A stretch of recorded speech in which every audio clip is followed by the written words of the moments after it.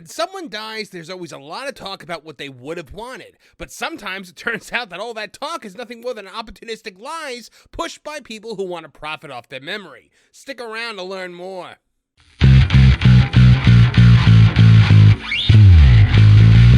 Hello, I'm Marvin, and I'm the Movie Monster. The Star Wars universe just lost James Earl Jones, the legendary voice of Darth Vader. But before James passed, Disney reportedly acquired the rights to recreate his voice using archival footage. But there's some discrepancy around just how much that entitles them to do in the future. That'll get its own separate video on another day, but today I want to focus on what that gray area looks like when it comes to other iconic Star Wars actors who left this world too soon. In the original Star Wars, also known as Episode 4, A New Hope, Peter Cushing brought the villainous Grand Moff Tarkin to life. The Moff is, of course, killed when Luke Skywalker blows up the original Death Star. Peter Cushing passed away in 1994 at the age of 81. However, he was also prominently featured in the Disney Star Wars film Rogue One, which came out in 2016. How is this possible? Well, with the magic of computers, Cushing's likeness and voice were digitally recreated in the film using a process that Disney duplicated later in the same project with Princess Leia, and then even later with Luke Skywalker in both The Mandalorian and Book of Boba Fett.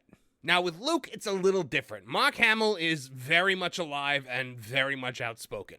He can give consent to recreate his likeness and ultimately get paid for it. But Peter Cushing, being 22 years dead, didn't have that luxury. But the movie's VFX supervisor, a guy named John Knoll, said that Cushing would have been perfectly fine with what they were doing. Now, this reeks of WWE fans who try and say that Owen Hart would have been fine with scraping him off the mat and continuing the show after he fell to his death. That's not a thing you can say with assurance. And in the case of Peter Cushing, one person close to the situation is now making the claim that not only would he have not been all right with this posthumous portrayal, but he had taken steps in life to prevent such a thing. And there could be some major legal repercussions for the House of Mouse that could dictate the future of these recreations. And we're going to talk about it today on Tooneytown TV. Well, this is an interesting one.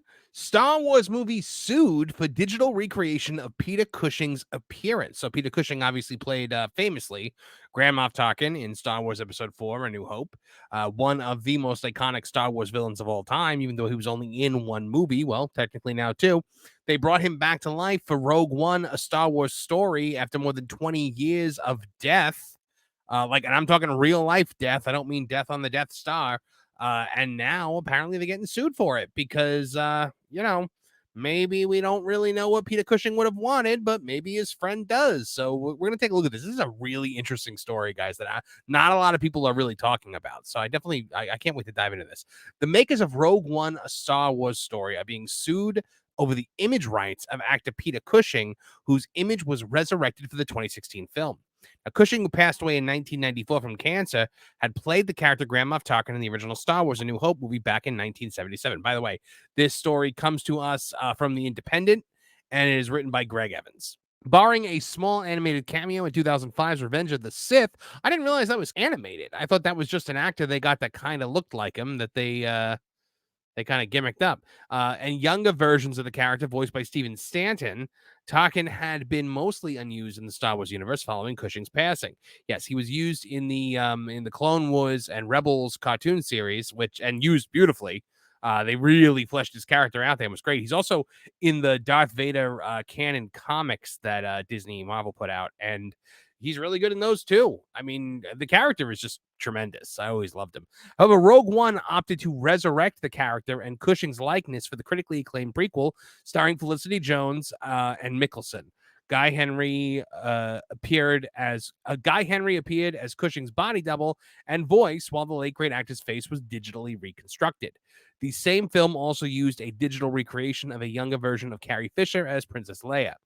In 2017, John Knoll, who served as VFX supervisor on Rogue One, said Cushing would have given the green light because, he could tell that in 2017 about a man who died in 1994.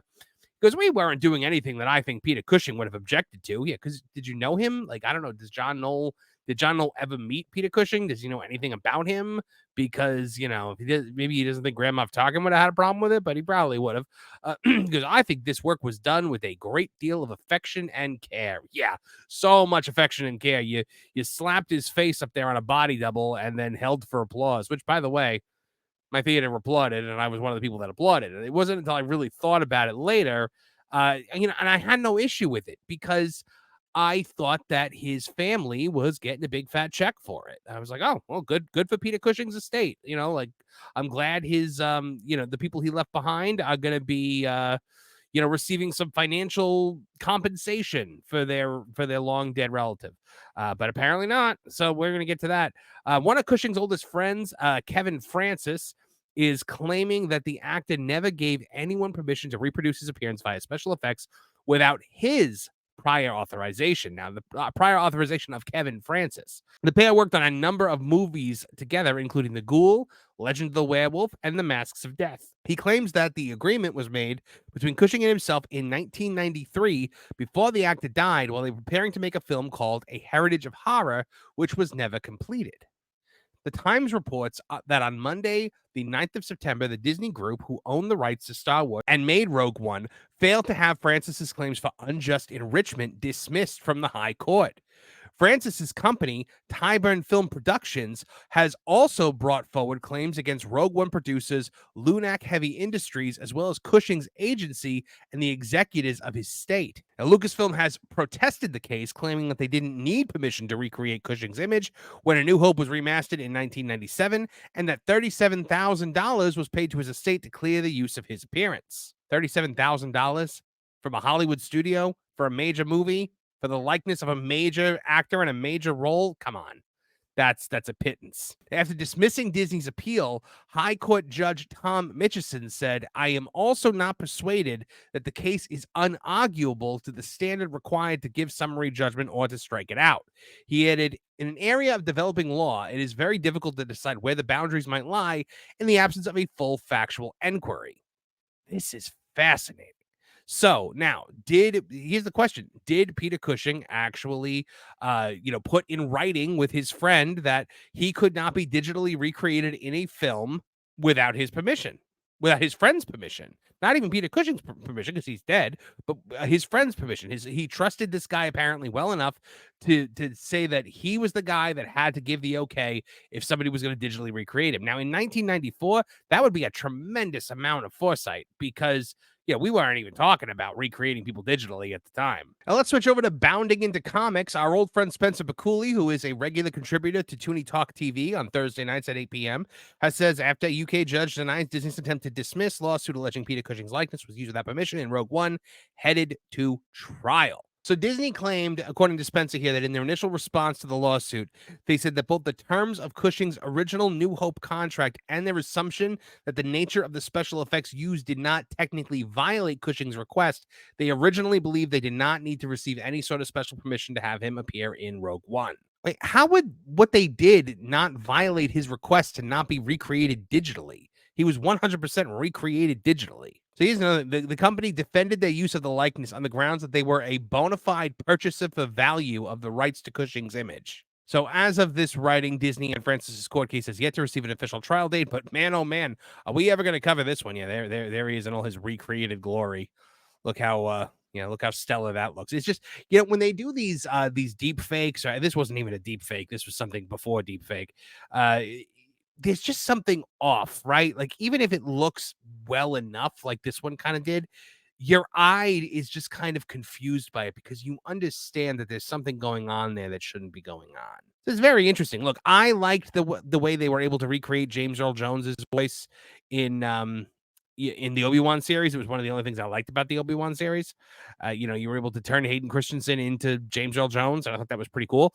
But depending on what kind of contract he signed, because I know he had to sign away the rights for that series, but I'm not sure if that's in perpetuity. We're going to look into that and report on it in the future as well. Man, so I am super stoked to find out what you guys think about this, whether you think that this is a huge violation by Disney, or whether you think that this is just kind of the wave of the future, that we're going to be able to enjoy performances by our favorite stars years and years after their death, that they're going to be able to sign away their likeness in perpetuity. Maybe the estate has to get some money for it. I don't know. But we're going to find out. We're going to see how this judge reacts to this case. If Disney settles it, what's going to happen? So I don't know, guys. What do you think is going to happen? Sound off in the comments. Let me know. I'm excited to find out. The lawsuit brought against Disney and Lucasfilm by Kevin Francis is going to move forward, and I, for one, am fascinated to see how it works out. Now, for the record, I'm typically alright with these recreations as long as a certain few criteria are met. 1. The actor consented to this and signed the likeness rights over before they died.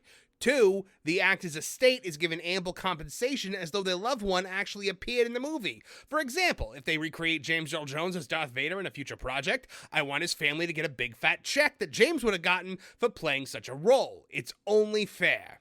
But if what Francis is alleging is true, then Disney played very fast and extremely loose with the law and common decency at the same time. So now it's up to the legal system to decide what is and isn't in bounds when it comes to desecrating the memories of our favorite deceased stars without their permission. The fact that this wasn't thrown out the window outright means that we might see Disney lose. But of course, it's possible if this goes too far, they'll just settle and be done with it.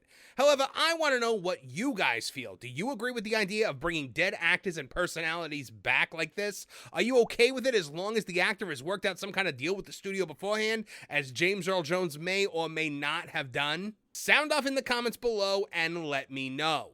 Thanks for joining me today, and a huge thanks to our channel members. These guys get early access to content, exclusive videos, members-only live streams, and more. So become a Tooneytown channel member today. And please join us Thursday nights at 8 p.m. EST for Toonie Talk TV, our live stream pop culture podcast where you can make your voice heard as a part of the Tooneytown community. Now, if you liked what you saw here today, please like, share, and subscribe. Click the bell icon to get notified of new videos as they drop. From all of us here at the Tooneytown channels, I'm Marvin the Movie Monster. Now get out of here!